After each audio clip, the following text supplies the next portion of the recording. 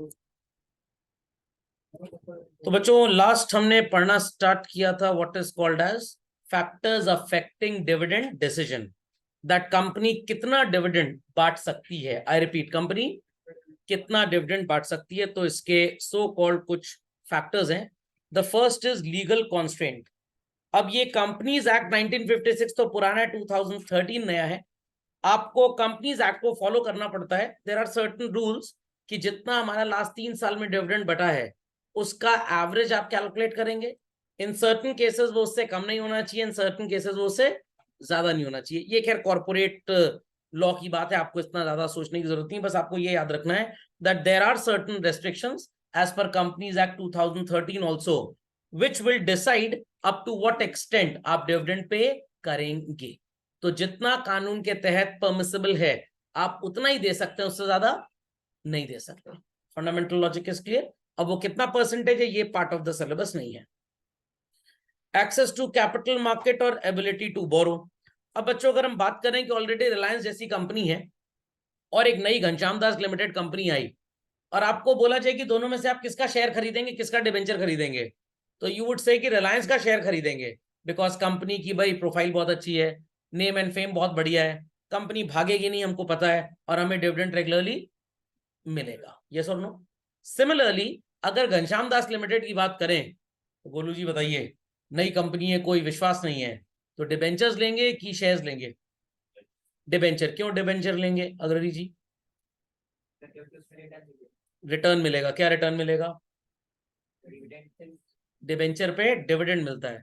चलिए कोई बात नहीं, दिमागी स्थिति गड़बड़ है, जिसे आता हो बता सकता है। Very good. Debenture pay interest मिलता है, डिविडेंड शेयर पे मिलता है। तो भाई नई कंपनी है, डोंट नो, पता नहीं क्या हालात हैं, शेयर पे डिविडेंड दे पाए ना दे पाए, बट डिबेंचर पे तो it is a legal obligation. अपनी जायदाद बेच के दो बट देना तो पड़ेगा ही पड़ेगा। दैट्स वाई हम कोशिश करेंगे कि if there are new companies, हमको उनके ऊपर भरोसा नहीं है, विश्वास नहीं है, तो हम उनके डिबेंचर्स में इन्वेस्ट करेंगे। Logic understood well. Stock market का रिएक्शन, जब भी कोई कंपनी बढ़िया डिविडेंड डिक्लेयर करती है, व्हाट हैपेंस चिल्ड्रन? उस कंपनी के शेयर प्राइसेस बढ़ जाते हैं। अब एक दिमाग में आपके क्वेश्चन आता होगा, सर डिविडेंड तो डिक्लेयर हो गया ना, जिसके पास शेयर है उसी को तो मिलेगा, तो क्यों पब्लिक पगलाई हुई है, महंगे दाम पे शेयर खरीद रही है? नेक्स्ट ईयर जब फिर डिविडेंड अनाउंस होगा तो एटलीस्ट हम उसके हिस्सेदार होंगे, तो चलो अब खरीद लेते हैं शेयर। नहीं समझ में आई बात? समझ में आ गई बात? आई रिपीट, कंपनी ने मान लीजिए 9 अक्टूबर को डिविडेंड अनाउंस किया 25%। Everybody holding the share, market price कुछ भी, उससे कोई मतलब नहीं है, फेस वैल्यू 100 रुपए थी, फेस वैल्यू पे डिविडेंड निकलता है, 25 रुपए फेस वैल्यू पे डिविडेंड मिलेगा। बाजार में इस कंपनी के शेयर का भाव 1240 रुपए चल रहा था। जैसे ही डिविडेंड की न्यूज मार्केट में आई, वेरी नेक्स्ट डे और नेक्स्ट मोमेंट ये शेयर 1240 से 1320 रुपए का हो गया। अब डिविडेंड इसको थोड़ा मिलेगा जिसने शेयर खरीदा, डिविडेंड तो ऑलरेडी पुराने शेयर होल्डर्स को मिलेगा जिनके पास शेयर ऑलरेडी थे, शेयर ऑलरेडी थे। बट लोग अब क्यों हायर प्राइस पे शेयर खरीदने को राजी हो गए? Next year it is expected that companies again going to give us good amount of dividend, तो चलो आज शेयर खरीद के रख लेते हैं ताकि कल हमको डिविडेंड अच्छा मिल जाए। Fundamental logic is clear. So this is the reason, जब भी बढ़िया डिविडेंड अनाउंस होगा शेयर प्राइसेस बढ़ जाएंगे, तो जिसके पास शेयर होगा उसको डबल एडवांटेज होगा। क्या डबल एडवांटेज होगा? एक तो डिविडेंड भी मिला, plus when the share price go up what the person can do, वो शेयर बेचकर पैसा कमा लेगा। समझ गए बात को? Taxation policy, tax on dividend is higher, it would be better to pay less dividend. Generally, children, under certain conditions, dividend received from Indian companies is exempt from tax. Dividend income पे tax नहीं लगता, but कुछ conditions पे company आपको tax काट के dividend का पैसा देती है। तो अगर डिविडेंड और इंटरेस्ट दोनों पे टैक्स लगे तो कंपनी कुछ भी दे दे कोई खास फर्क नहीं पड़ेगा, पड़ेगा बट कोई खास फर्क नहीं पड़ेगा। बट अगर डिविडेंड टैक्स फ्री इनकम हो और इंटरेस्ट टैक्सेबल इनकम हो, तो आप भी शेयर खरीदना चाहोगे, इनकम थोड़ी सी कम मिले ठीक है चलेगा, बट एटलीस्ट हमारा टैक्स तो बच जाएगा। टेक एन एग्जाम्पल, आपने 10,000 रुपी का डिविडेंड किसी कंपनी से कमाया, हाउ मच? और मान लीजिए बच्चों किसी कंपनी से आपने 10,000 रुपी का इंटरेस्ट कमाया। इफ आई से, या 10,000 की वैल्यू ना लेके मान लेते हैं इसको 20,000 चिल्ड्रन, Just hold on.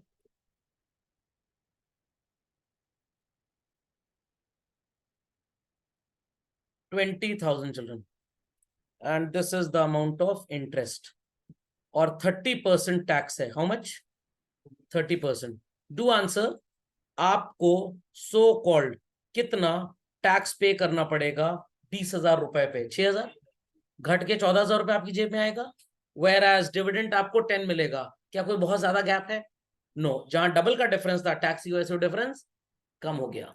तो अगर डिविडेंड इनकम टैक्सेबल है तो हम भी नहीं चाहेंगे कि कंपनी हमको ज्यादा डिविडेंड दे, हम चाहेंगे कि इंटरेस्ट दे दे. ओके. Share holders preference. अगर आप एक शेयर होल्डर हैं और आपको पता है आपकी कंपनी बहुत बढ़िया परफॉर्म करेगी, तो आज हो सकता है आप कम डिविडेंड लेके खुश हो जाएं फ्यूचर में, क्योंकि आपको डिविडेंड बहुत ज्यादा मिलेगा. Would you like to invest in the debentures of a company which will pay fixed interest children? No, because debenture pay interest अगर 8% बोला, 9% बोला, तो उतना ही मिलेगा. Whereas dividend could be as high as possible and as low, कुछ भी हो सकता है. कॉन्ट्रैक्चुअल कॉन्स्ट्रेंट्स ये क्या होते हैं सर? जब भी कोई कंपनी लोन लेती है तो भाई उसको इंटरेस्ट देना पड़ता है. जितना ज्यादा बोरो करेंगे इंटरेस्ट ऑब्लिगेशन उतना ज्यादा होगा, तो डिविडेंड पे करने के लिए प्रॉफिट बहुत कम बचेगा. तो you have to see to it कि आप जिस कंपनी में इन्वेस्ट कर रहे हो उनके पास डेट लाइबिलिटी कितने की है. अगर डेट बहुत ज्यादा है, आई रिपीट चिल्ड्रन, बहुत ज्यादा, तो profit available to the share holders would be less. और अगर डेट कम है तो profit available to the share holders would be more. तो ये आपको इन्वेस्ट करते टाइम सोचना पड़ेगा कि कंपनी का शेयर तो खरीदें, बट एक बार ग्लांस लुक देख लेते हैं कि भाई डेट इनके पास कितने का है.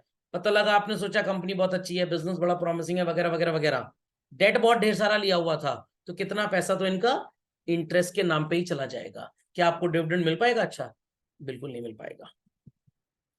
Growth opportunities. जिन कंपनीज की ग्रोथ अपॉर्चुनिटीज ज्यादा होती हैं वो आज डिविडेंड कम बांटेंगी and they will reinvest the money in the business itself, और फ्यूचर में डिविडेंड ज्यादा होगा. तो अगर आपको कोई कंपनी ऐसी नजर आए जिसकी ग्रोथ अपॉर्चुनिटी तो आपको नजर आ रही है और वो डिविडेंड आज कम भी दे रही है, तो it is better you should by shares of that company. But a time would come, उस कंपनी ने स्टार्टिंग में जितना भी आपको कम डिविडेंड दिया, बाद में सब हिसाब किताब बराबर हो जाएगा. लाइक आपकी सिटी से 30-40 किलोमीटर दूर land is available at very very very cheap price. आज आपने खरीद लिया कौड़ियों के भाव उसको, बट आने वाले टाइम पे 10 साल, 20 साल, 25 साल के बाद वहां पे आबादी बसने लग जाएगी, तो लैंड प्राइसेस शूट अप कर जाएंगे. आपने नोएडा जैसी जगह का नाम सुना होगा. चलो, नोएडा में एक सेक्टर 17 है, अट्टा मार्केट. What it clear? वहां की जमीन आज से 25 साल पहले हांगकांग की जमीन से महंगी थी. बट जिन लोगों ने लेटेस्ट से 1970s में और 60s में उस जमीन को खरीदा था, 1,000, 2,000, 10,000, 20,000 के भाव पे खरीदा था, आज वो मिलियंस ऑफ रुपीस की जमीनें हैं. क्यों? Due to the cause of development. Fundamental is clear. तो अगर किसी कंपनी का ग्रोथ प्रोस्पेक्ट अच्छा है, इन्वेस्ट इन दैट कंपनी. चाहे आज डिविडेंड कम देगी बट फ्यूचर में ज्यादा डिविडेंड मिलेगा. तो ये परेशान नहीं होना चाहिए कंपनी जो टाइप की है, नॉट पेइंग अस डिविडेंड, री इन्वेस्टिंग मनी इनटू शेयर्स.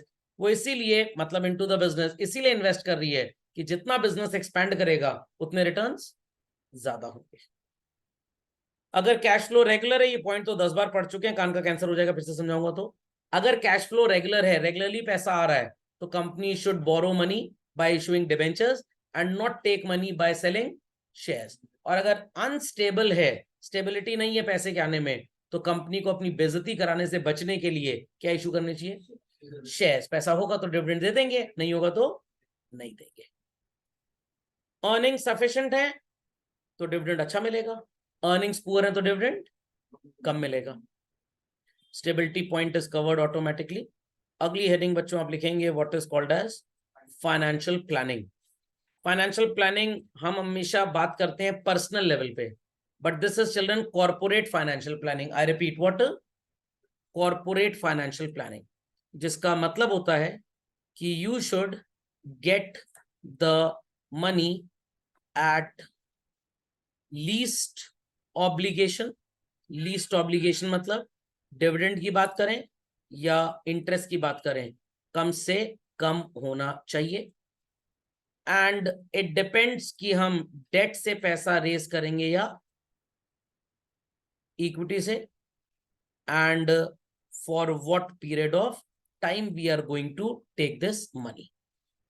सो सिंपल सी बात है कि भाई कितना पैसा हमें चाहिए, लॉन्ग टर्म के लिए चाहिए तो उससे बोलते थे बच्चों कैपिटल बजटिंग, और डे टू डे रिक्वायरमेंट्स के लिए चाहिए तो क्या कहते हैं उसको हम, working capital. Got it clear? तो पैसा चाहिए किस लिए, पहले तो आपको ये जानना पड़ेगा। फिर कहां से पैसा आएगा? अगर मार्केट में कोई भी कंपनी आपकी कॉम्पिटिटर है, 8 to 9% इंटरेस्ट का अट्रैक्शन देकर डिविडेंड वो लोग बेच रहे, सॉरी डिबेंचर्स बेच रहे हैं, तो क्या आप इससे कम पे अट्रैक्ट कर पाएंगे इन्वेस्टर को? आप बोले हमारे डिबेंचर पे 4% इंटरेस्ट मिलेगा, एग्जिस्टिंग कंपनी 8-9% दे रही है, इन्वेस्टर खरीदेगा आपका डिबेंचर बच्चों? ठेंगा खरीदेगा आपका डिबेंचर? बिल्कुल नहीं खरीदेगा। तो इस केस में अगर आप ज्यादा पैसे इंटरेस्ट में नहीं खर्च करने की कैपेसिटी में है, you should get money by issuing shares in IPOs and all. समझ में आ गया? आईपीओ मतलब initial public offer. Next time जब कंपनी बेचेगी शेयर तो it is called as FPO, further public offer. खोपड़े में बात गई। और अगर आप इंटरेस्ट ठीक ठाक दे सकते हैं, then you should go for issuing what, debentures. समझ गए? Please update this quickly children. Let's proceed further. सबको समझ में आ गई कहानी? बच्चों कहानी समझ में आ गई? जो बहरे गूंगे हैं उनको छोड़ के बाकी बता सकते हैं। Objective secure availability of funds, कि भाई पैसा टाइम पे अवेलेबल हो जाए। Two purposes are there. Long term assets में, that is land and building, plant and machinery में कितना पैसा लगाना है, क्या बोलते हैं बच्चों इस अप्रोच को? Capital budgeting. And day to day expenses meet करने के लिए जो पैसे चाहिए, what is that approach called as working capital. समझ में आ गया? इफेक्टिव यूटिलाइजेशन ऑफ फंड्स, करोड़ों रुपए फालतू आपके पास कैश पड़ा है, is it of any use? Not at all. पैसे की जरूरत थी, फेस्टिव सीजन आने वाला था, रॉ मटेरियल खरीद के, गुड्स प्रोसेस करके, मैन्युफैक्चर करके, मार्केट में बेच के पैसा कमा ले, बट आपने सही टाइम पे रॉ मटेरियल परचेज ही नहीं किया। पैसे थे आपके पास बट आपने परचेज नहीं किया। क्या आप अपने फंड्स को इस्तेमाल कर पाए ठीक से? Not at all. So these are the two primary objectives of financial planning. Write the importance children. False मतलब इंपॉर्टेंस ट्रू है, फॉल्स नहीं है, कोड वर्ड है। सही जगह पे पैसे लगाएं, बिजनेस के शॉक से कैसे बचा जाए, कनेक्ट द डिमांड एट पर द सिनेरियो, कि भाई भविष्य में कितने गुड्स की जरूरत होगी, किस तरह की गुड्स की जरूरत होगी, setting up the most appropriate capital structure, ये हम काफी अच्छा डिस्कशन इसके ऊपर कर चुके हैं। Only capital should be there children, less of capital more of debt should be there, और more of debt, sorry more of capital and less of debt should be there. कौन सा कॉम्बिनेशन सबसे बढ़िया था? याद करिए, X limited, Y limited, Z limited वाला example. More of debt and less of capital. Estimating the optimum funds require, जरूरत है 100 करोड़ की और आपने 120 करोड़ के डिबेंचर या शेयर इशू करके पैसा ले लिया, तो अल्टीमेटली आपने अपना नुकसान किया। आपने अपने सिर पे एक एक्स्ट्रा ऑर्डिनरी बोझ इकट्ठा कर लिया है, और वो बोझ आपको हमेशा इंटरेस्ट और डिविडेंड के बर्डन से प्रेस करता रहेगा। Update fast. लेट्स अंडरस्टैंड कि फाइनेंस इन राइट प्रोजेक्ट्स का मतलब क्या है। राइट का मतलब ये नहीं कि जो आपकी राइट आई से आपको नजर आ रहा हो या राइट हैंड से नजर आ रहा हो। राइट मतलब ऐसे प्रोजेक्ट्स में पैसा लगाएं जिसमें अर्निंग ज्यादा से ज्यादा हो और रिस्क कंपैरेटिवली कम। तो अगर आपको कोई बोले कि भाई रेलवे लाइन ले डाउन करने का एक प्रोजेक्ट है, और एक प्रोजेक्ट है 5G मोबाइल लाइसेंस लेकर मोबाइल टेलीफोन सर्विसेज देने का, तो डेफिनेटली आई होप सो कि आप मोबाइल टेलीफोन लाइसेंस लेने में ज्यादा इंटरेस्टेड होंगे, बिकॉज उसकी डिमांड कंट्री में रेलवे ट्रैवल से भी कहीं ज्यादा होगी। तो ऐसे फंड्स में आपको मनी इन्वेस्ट करना चाहिए where the merit to invest and get the returns is more, और उसके साथ जो रिस्क हो वो कम से कम। Fundamental logic is clear. चलिए झटपट इसको लिख लीजिए बच्चों। नेक्स्ट चिल्ड्रन, बिजनेस को शॉक से कैसे अवॉइड किया जाए। बहुत पहले एक बार बच्चे से एक आंसर पूछा था मैंने इसका, कह रहा सर शॉक एब्जॉर्बर लगा दीजिए। बिजनेस है, ट्रक रिक्शा गाड़ी नहीं है, तो आप क्या कर सकते हैं? अगर आपको लग रहा है आपकी सेल डाउन हो रही है, रिसेशन की वजह से नुकसान है, भाई इसके लिए आप एडवर्टाइजमेंट में थोड़ा खर्च कर लीजिए, थोड़ा एनालिसिस कर लीजिए कि किस चीज की रिक्वायरमेंट कब कितनी है। जैसे हमारे इंडिया में लोग फेस्टिव सीजन पे दुकान उकान सजा लेते हैं। What it clear? अभी दीपावली आने वाला है, तो दशहरे के बाद से सजावट दुकान की स्टार्ट हो जाएगी, एंड दे वुड थिंक कि भाई इंसान शॉपिंग करने निकलेगा। वो थोड़े से चेंज को अप्लाई नहीं कर पा रहे हैं।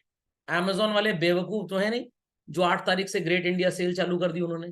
भाई फेस्टिव सीजन में इंसान घर रह के खुशियां मनाता है, अपनी घर की साफ सफाई करता है दीपावली में, 4 रिश्तेदारों के यहाँ जाएगा या बाजार सामान खरीदने जाएगा? आंसर, स्टे एट होम, खुशियां मनाएगा। तो इसीलिए इन शॉपकीपर्स को भी 15-20 दिन पहले से अपनी दुकान की सजावट तैयार करके स्टार्ट कर देनी चाहिए advertising.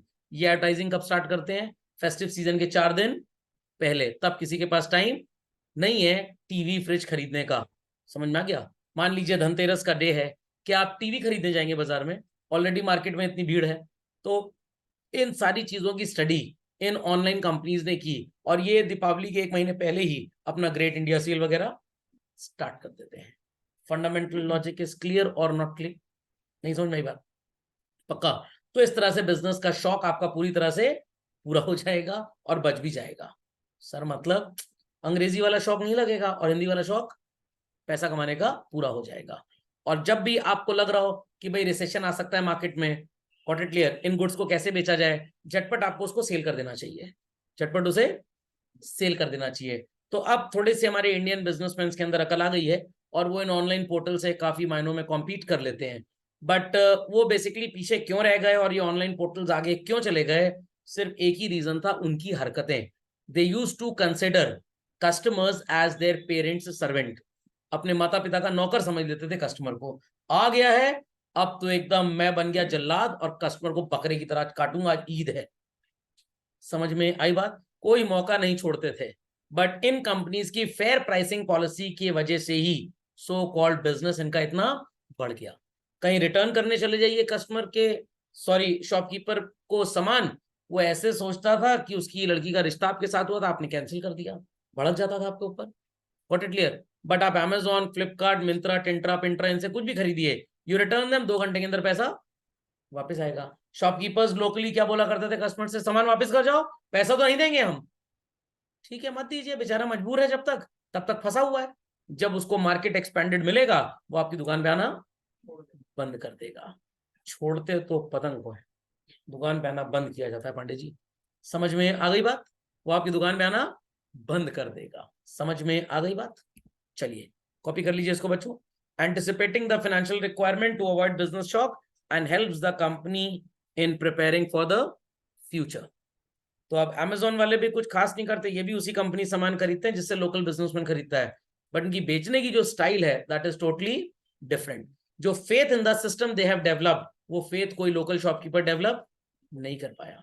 And those who have developed still उनकी शॉप्स आज भी चल रही हैं, उनको इन सब अमेजोन वगैरह से फर्क नहीं पड़ता है। कभी भी ये local shopkeepers marketing, sales, promotion इसके लिए कोई काम करते ही नहीं है। ये आज भी मार्केटिंग के ट्रेडिशनल प्रोडक्ट कॉन्सेप्ट पे चल रहे हैं। अभी हम मार्केटिंग मैनेजमेंट पढ़ेंगे तो आपको सारी बातें फिर से बताऊंगा। सिंपल कॉन्सेप्ट चल रहा है, कस्टमर दुकान पे आया, सामान उसको बेचा, काम खत्म, उसके बाद हम भूल गए उसको। लॉजिक समझ में गया? But system should be what, कि भाई पहले तो आप सिर्फ उतना ही पैसा बिजनेस में लगाएं जितने की आपको जरूरत है। तो हमारे अर्बन एरिया के बिजनेसमैन भी कभी कभी रूरल फार्मर्स की तरह बिहेव करते थे। बैंक लोन दे रहा है, जरूरत है 10 लाख की, मांग लो 15 लाख, 5 लाख रुपए में दुबई घुमाएंगे जाके। तो ऑब्वियस सी बात है, जब आपने वो 5 लाख बिजनेस में लगाया ही नहीं, कि आपको उस 5 लाख का कोई रिटर्न ऑन इन्वेस्टमेंट मिलेगा? Not at all. तो only invest that much what is required, don't over invest. Copy fast. Link the present with the future, anticipate future sales and growth plans of the company। तो ये Amazon और Flipkart, Myntra वगैरह वगैरह, इनके पास AIs बहुत अच्छे हैं। ये जब देखते हैं कि किसी पर्टिकुलर चीज की डिमांड ज्यादा है और सप्लाई कम है, बहुत ढेर सारे लोग उस प्रोडक्ट को खरीदना चाहते हैं, तो उस पर डिस्काउंट कम कर देंगे और उसका प्राइस बढ़ा देंगे। बट मेनी अ टाइम्स काफी चीजें ऐसी भी होती हैं उनके पास जिसकी सप्लाई तो बहुत ज्यादा है, सेलर्स हैं बेचने वाले, बट बायर्स नहीं है। तो वो सेलर्स को बोलते हैं कि आप इसका प्राइस कम करो। इफ द सेलर सेज कि हमें लॉस हो जाएगा, नो प्रॉब्लम, जो आपका प्रॉफिट है वो हम कवर कर देंगे। कहां से कवर कर देंगे? कहाँ से कवर कर देंगे? जो पहले कमाया था ना उसमें से कवर कर देंगे। इससे होगा क्या कि कस्टमर के दिमाग में एक चीज हमेशा बनी रहेगी, भाई अमेजोन पे ही सस्ता मिलेगा। फर्स्ट टाइम आपको हमने बोला 10% डिस्काउंट दे देंगे सो एंड सो चीज पे, लोग भी अकलमंद हो गए हैं, दूसरी ईमेल आईडी से फिर ऑर्डर प्लेस करते हैं तो फिर उस पर डिस्काउंट मिल जाता है फर्स्ट टाइम। जब कस्टमर नहीं आते तो ये लोग और प्राइस रिड्यूस करके प्रमोट करते हैं। क्या मोहल्ले का कोई लोकल दुकानदार कभी फोन करता है आपको कि हमारे यहाँ स्टॉक में सामान आया हुआ है? स्कीम खा जाएंगे दुकानदार। पता लगा आपने 100 पैकेट बिस्किट्स, अंग्रेजी में, हिंदी में बिस्कुट खरीदा, उसके साथ आपको 10% का स्पेशल डिस्काउंट मिला है, तो you should try to pass on this special discount and earn only that much what you were earning earlier. 7 रुपए का बिस्किट का पैकेट खरीदा और 10 में आपने बेचा तो your earning is 3 rupee. But अगर अब आपको 7 रुपए का बिस्किट का पैकेट 6 रुपी 30 पैसे मिल रहा है तो try to sell it to the customer at 9 rupee. Sir फायदा क्या होगा? हमारा तो प्रॉफिट गिर गया। कोई प्रॉफिट नहीं गिरा है, आपने यहाँ पे 2 रुपए कमाए 3 रुपए की बजाय, कस्टमर का 1 रुपए बच गया, वो 4 सामान आपसे और खरीदेगा। वो आप उसको एमआरपी पे भी दे देंगे ना, मतलब बेच देंगे, या हिंदुस्तानी बिजनेसमैन की भाषा में बोलो चिपका देंगे, तो उसे फर्क नहीं पड़ेगा। भरोसा डेवलप करना है, और लोग इंडियन बिजनेसमैन भरोसा डेवलप ही नहीं कर पाए। समझ में आ गई बात? तो आपको भी अगर कोई चीज सस्ती मिल रही होगी इंटरनेट पे, और मतलब किसी रजिस्टर्ड प्रॉपर सर्टिफाइड पोर्टल पे, ये नहीं कोई भी बेवकूफ बनाने के लिए चलाया, तो आप उससे तो नहीं खरीदोगे। और आपका बहुत नजदीकी रिश्तेदार उस चीज को अपनी दुकान पे बेच रहा है बच्चों, will you buy from that relative? बाहर में जाए रिलेटिव, हमसे क्या। तो आज मेरे को अपनी कार का इंश्योरेंस रिन्यू कराना था, which is payable after 2 months. तो मेरे पास पॉलिसी बाजार से ऑफर आया। You won't imagine children, last time मैंने पॉलिसी ली थी ओरिएंटल इंश्योरेंस की, अभी भी मैंने सोचा ओरिएंटल इंश्योरेंस से करा लें। Online premium was only rupees 5600, whereas offline was more than 17,000 rupees। अब इतना डिफरेंस क्यों है? मैंने दोनों की प्राइसिंग चेक की, क्या क्या पैरामीटर्स पॉलिसी बाजार के हैं और क्या क्या पैरामीटर्स ओरिएंटल इंश्योरेंस की वेबसाइट पे हैं। लगभग 10,200 रुपए का डिफरेंस था। उसके बेसिस पे जीएसटी एंड ऑल, तो 11,000 रुपए का टोटल डिफरेंस आ गया था। ये 11,000 रुपए इनकी कमीशन है, इनकी कमीशन। तो पॉलिसी बाजार सर कैसे बिजनेस करता है? पॉलिसी बाजार भी एक इंश्योरेंस एजेंट ही है। जैसे हमारे घर में Sharma uncle, Agarwal uncle, Gupta uncle, so and so insurance बेचने आते हैं ना, तो पॉलिसी बाजार भी एक इंश्योरेंस एजेंट ही है। फर्क सिर्फ इतना है, आपके पापा के कार का, आपके घर के सामान का इंश्योरेंस, जो अंकल जो इंश्योरेंस एजेंट आते हैं वो एक कंपनी के इंश्योरेंस एजेंट है, बट पॉलिसी बाजार ढेर सारी कंपनीज का इंश्योरेंस एजेंट है। तो पॉलिसी बाजार ने इन कंपनीज से बोला है कि भाई आपको प्रीमियम 5700 चाहिए, हम कितने में बेचते हैं, it is up to us, it is up to us. Policybazaar ने अलग अलग वेबसाइट्स पे कंपेयर किया कि भाई कौन कितना कितना प्रीमियम चार्ज कर रहा है। तो हम अगर कस्टमर को इतना ढेर सारा डिस्काउंट दे देंगे तो व्हाट विल हैपन, कस्टमर हमेशा हम ही से खरीदेगा। तो अभी हम डिस्काउंट लोगों को दे देते हैं, लेट्स बेयर लॉस। एडवर्टाइजमेंट में खर्चा कम करेंगे, करेंगे बट कम करेंगे। इन कंपनीज ने अपना सारा बिजनेस ऑफलाइन रखा था एजेंट्स के थ्रू, और एजेंट्स इनको कस्टमर लाके देते थे और एजेंट को कमीशन बहुत ज्यादा मिलती थी। इसलिए उन कंपनीज को डिबेंचर, शेयर कैपिटल के थ्रू पैसा भी बहुत रेस करना पड़ता था। पॉलिसी बाजार ने कहा हम तो ऑनलाइन है, फेसबुक पे 4 ऐड डाल देंगे फ्री में, गूगल पेज पे, गूगल के पेज पे एक ऐड डाल देंगे फ्री में, और कस्टमर को हम अट्रैक्ट करने के लिए प्राइस में रिडक्शन दे देंगे। 2 4 5 साल इस तरह से बिजनेस कर लेंगे, उसके बाद ऑफलाइन चैनल्स इंश्योरेंस के लगभग खत्म हो जाएंगे, फिर हम इन कस्टमर से पैसा कमाएंगे। बट अगेन उतना ज्यादा नहीं कमाएंगे, क्योंकि ऑनलाइन में तो भाई एक्सेस भी दूर दूर तक होता है। बट क्या हमारा इंश्योरेंस एजेंट 400 किलोमीटर दूर जा पाएगा किसी का इंश्योरेंस करने? नो। बट डिजिटल चैनल तो 4 लाख किलोमीटर तक चला जा सकता है। तो इन दैट केस पॉलिसी बाजार ने इंश्योरेंस कंपनी से टाइप किया और बोला कि भाई आपको 5700 देना है, हम आपको 5700 कस्टमर से दिलवाएंगे। मेरे से भी उन्होंने उतना ही लिया, कमाया कितना? 0। मेरे से 0 कमाया, बिकॉज दे नो कि मैं 4 जगह सर्च कर रहा हूं। उनका जो एआई बॉट है वो ये चीज बताता है उनको। बट कुछ कस्टमर ऐसे भी होते हैं 4 जगह सर्च नहीं करते। या मान लीजिए सर्च कर भी रहे हैं, पॉलिसी बाजार का ऐप आपने ओपन किया, नीचे मिंत्रा की एक सेल आ गई, आपने उस पर क्लिक किया, 4,000 रुपए के शूज खरीद लिए, 4,000 के शूज। मिंत्रा ने उन जूतों पे 2,000 रुपए आपसे कमा लिया, उसमें से पॉलिसी बाजार 500 ले जाएगा। तो पॉलिसी बाजार का क्या फायदा हुआ? इंश्योरेंस तो उन्होंने कॉस्ट टू कॉस्ट बेच दिया, शूज में प्रॉफिट अर्न कर लिया बेसिकली। नहीं समझे? समझ में आ गया? चाट का ठेला होता है ना, वो अपनी प्राइसिंग कैसे रखता है? वो अपनी प्राइसिंग टिकिया के बेसिस पे करता है, और पानी पूरी पे तो लोग ध्यान उतना देते ही नहीं है। टैप कंपनी होती है चिल्ड्रन, टैप का प्राइस सस्ता रखते हैं और जो टैप के अटैचमेंट्स होते हैं उसका प्राइस ज्यादा रखते हैं, क्योंकि जब आप दुकान पे जाओगे ना, आप पूछोगे सो एंड सो जैगवार कंपनी का टैप कितने का है, पर्सन वुड से 1540 रुपए का। पाइनियर कंपनी का टैप कितने का है? 1040 का। तो आपने कहा मेरे 500 बच रहे हैं, मैं पाइनियर का टैप लूंगा, जैगवार का नहीं लूंगा। बट टैप का जो अटैचमेंट होगा वो पाइनियर का एक्सपेंसिव होगा, जैगवार का सस्ता। तो यहाँ पे पाइनियर कंपनी डील ले जाती है। What it clear? इसी के लिए थोड़ा एमबीए पढ़ना पड़ता है, वहां पे सब बातें आपको सिखाई जाती हैं। टूथपेस्ट वाला एक एग्जाम्पल दिया था, होल थोड़ा सा बड़ा कर दिया। What it clear? तो प्रॉफिट से पैसा आ जाएगा तो हम डिविडेंड इजिली बांट पाएंगे। खैर, तो यहाँ पे पढ़ तो फाइनेंशियल प्लानिंग ने, बट थोड़ा सा मार्केटिंग का कॉन्सेप्ट आ गया इसके अंदर। Logic understood well? Logic understood well. तो अभी लोग एलन मस्क वगैरह को उतना नहीं जानते हैं, बिल गेट्स का ही बोलबाला है आईटी में आजकल। बट आने वाले टाइम में बच्चों, ये बिल गेट्स वगैरह को सब मेरे को लगता है लोग भूल जाएंगे। एलन मस्क किस चीज पे काम कर रहा है? जो उन्होंने सोचा कि लोगों को 50 साल बाद चाहिए होगी। अभी तो मेरे को डिजिटल पेन यूज करना पड़ता है लिखने के लिए। हो सकता है अगली जन्म में जब मैं पढ़ाऊं, इस जन्म में तो नहीं, अगले जन्म में मैं सोचूंगा और स्क्रीन पे वो चीज लिख जाएगी। जैसे आपने उनको देखा है जो व्हील चेयर पे फिजिसिस्ट थे, क्या नाम था उनका? Stephen Hawkins. ये जो गूगल का कीबोर्ड है ना, ये बेसिकली उन्हीं के लिए बनाया गया था। With the wink of the eyelash typing होती थी बच्चों, ये टेक्नोलॉजी थी। इसी टेक्नोलॉजी को और स्ट्रॉन्ग करके न्यूरालिंक बनाया गया। तो आज से, अभी तो न्यूरालिंक मशीन्स में यूज होगी, हो सकता है कि आपकी अगली जनरेशन जब हॉस्पिटल में बच्चा पैदा हो तो पूछा जाए कौन सा न्यूरालिंक लगाना है इसके अंदर, N5 लगाना है, ये N7 लगाना है, ये N9 लगाना है। एक छोटी सी टैबलेट आपको खिला दी जाएगी हर 5 साल पे, और अगर कोई भी आपकी बॉडी में डिजीज आएगा या कोई बैक्टीरियल या वायरस इन्फेक्शन आएगा, तुरंत डॉक्टर के मोबाइल पे या उसके पोर्टल पे एक मैसेज चला जाएगा आपकी बॉडी से, और तुरंत नर्स अंकल आंटी आएंगे और कहेंगे भाई ये दवाई ले लीजिए, आपकी तबीयत खराब होने वाली है। नहीं समझे बात को?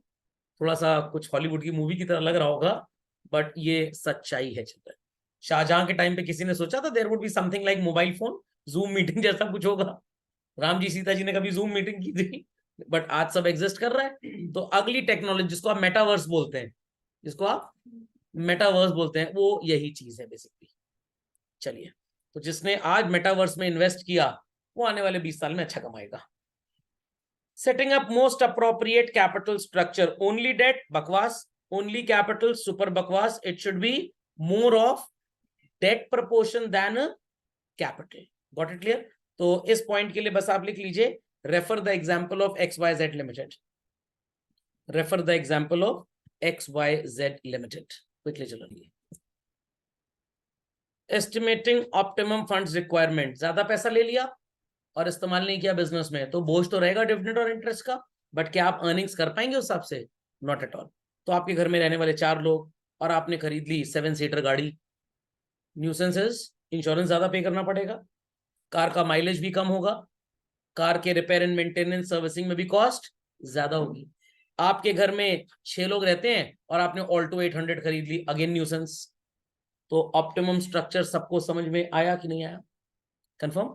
चलिए, रोल ऑफ फाइनेंशियल मैनेजमेंट और financial manager that has a direct bearing on the financial health of a business. अगर हमारा फाइनेंशियल मैनेजर एकदम ठीक है तो वो हमेशा लॉन्ग टर्म और शॉर्ट टर्म फाइनेंसिंग के बीच में डिसाइड करेगा कब कितने पैसे की जरूरत है।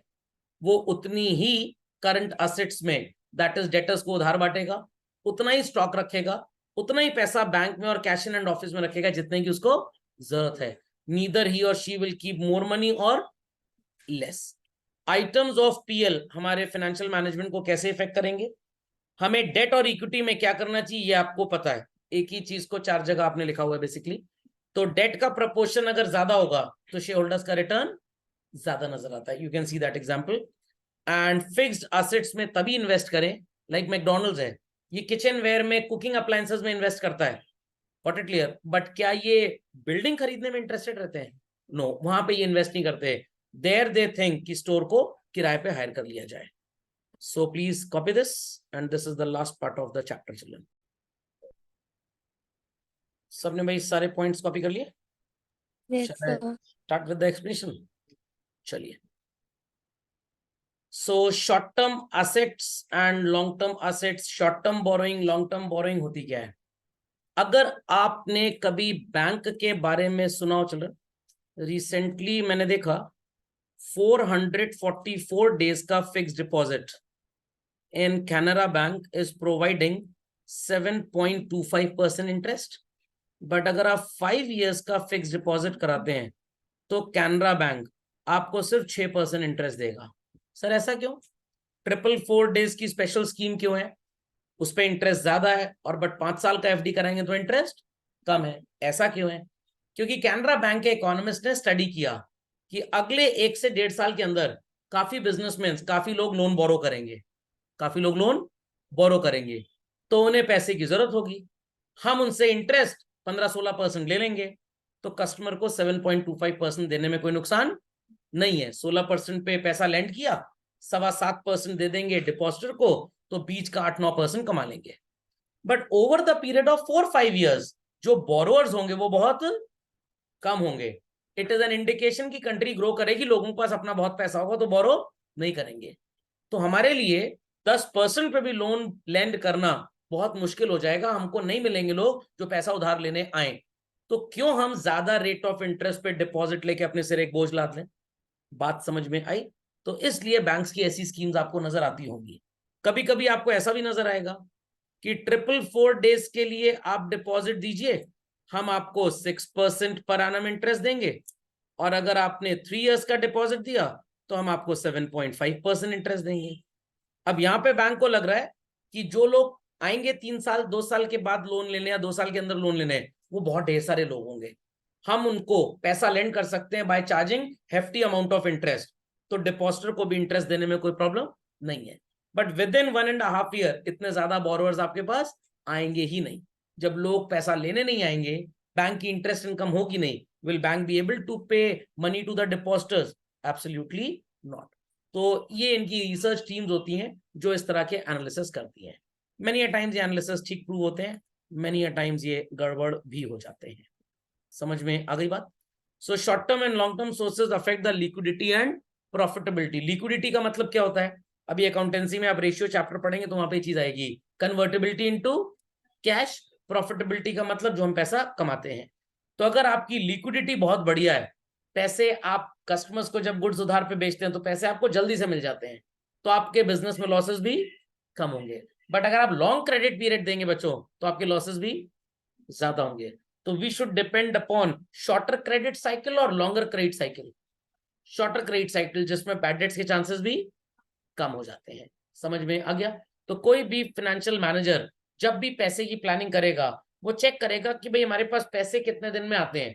अब पता लगा हमारी वर्किंग कैपिटल, जो हमारी ऑपरेटिंग साइकिल है, जो गुड्स बन के मार्केट में बिकते हैं, 4 महीने बाद पैसा आता है, तो एटलीस्ट आपको 4 महीने अपना पैसा लगाना पड़ेगा। बट अगर आप इस तरह का बिजनेस कर रहे हैं और product is a hot cake, लोग एडवांस पैसा जमा करके जाते हैं, देन यू डिलीवर, तो भाई आपको अपनी वर्किंग कैपिटल कम लगानी पड़ेगी। जब एडवांस पैसा कस्टमर से आ गया तो बैड डेट्स के चांसेस भी कम, आपको बोरो भी नहीं करना पड़ेगा, कस्टमर ही पैसा दे रहा है, फिर आप उसी के पैसे से गुड्स बना के उसको बेचते हो, तो आपको जब बोरो ही नहीं करना, क्या आपका इंटरेस्ट ऑब्लिगेशन ज्यादा होगा? No, interest obligation will also be very very low basically. समझ गए बात को? Composition of current assets. Current assets में बहुत ज्यादा कैश है जिसकी आपको जरूरत ही नहीं है, it's bad.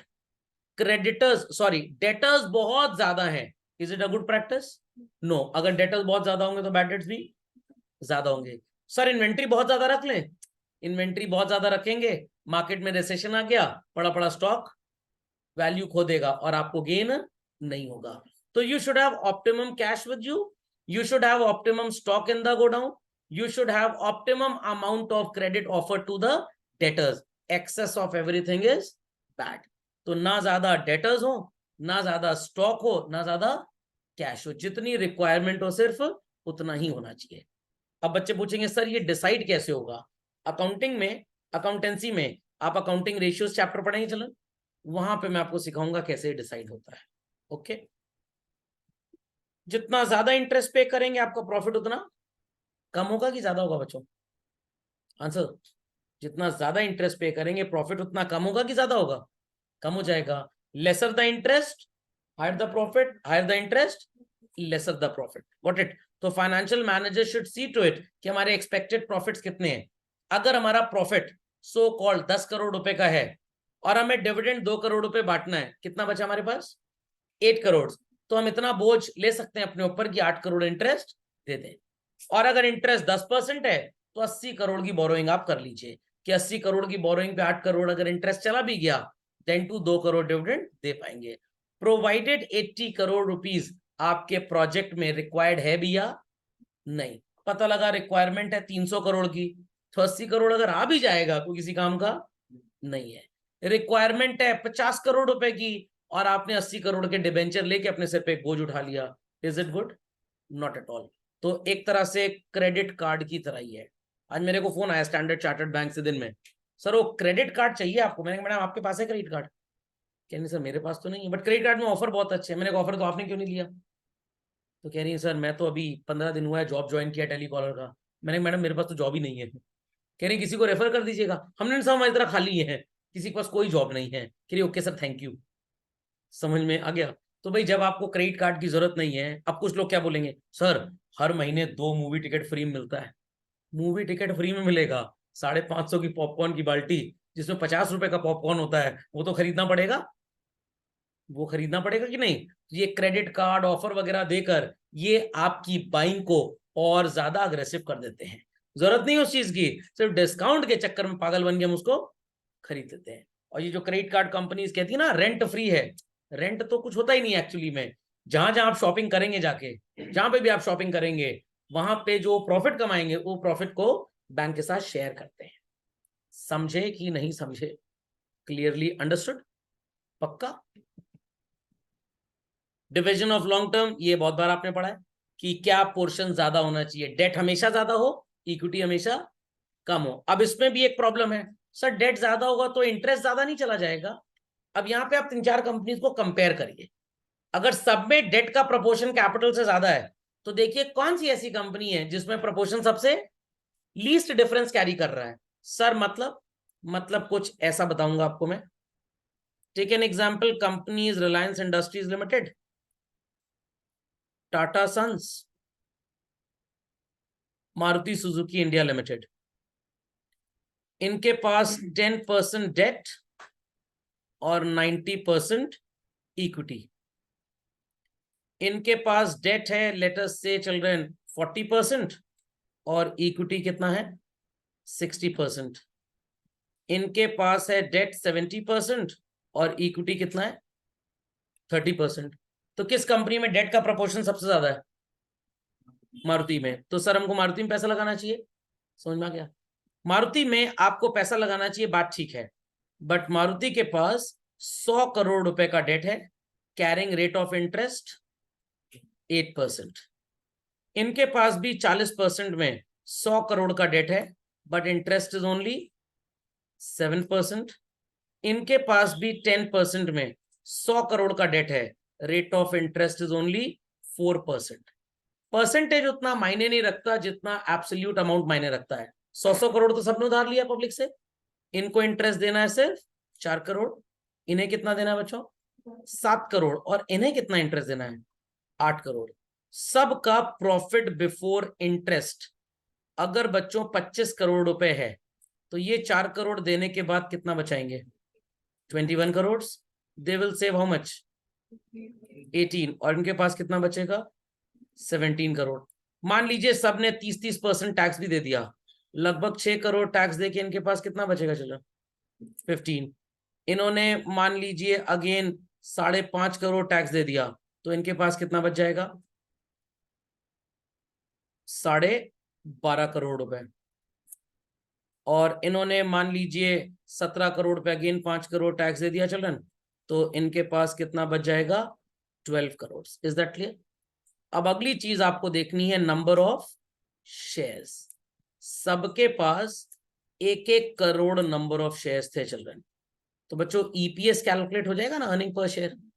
15 crore upon 1 crore is 15। इनका ईपीएस आएगा 12.5 और इनका ईपीएस कितना आएगा? 12। तो कहने को तो मारुति सबसे अच्छी कंपनी थी, बट सबसे ज्यादा ईपीएस किसका आ रहा है? रिलायंस का। तो सबसे ज्यादा डिविडेंड पे करने की हैसियत किसकी होगी? रिलायंस की। तो आपको कहाँ पे पैसा लगाना चाहिए? रिलायंस में लगाना चाहिए। समझ में आ गया? तो सिर्फ डेट और कैपिटल का प्रोपोर्शन नहीं, काफी चीजें देखी जाती है। समझ में आ गई बच्चों बात? चलिए, तो इसी के साथ हमारे इस चैप्टर का होता है राम राम सत्य।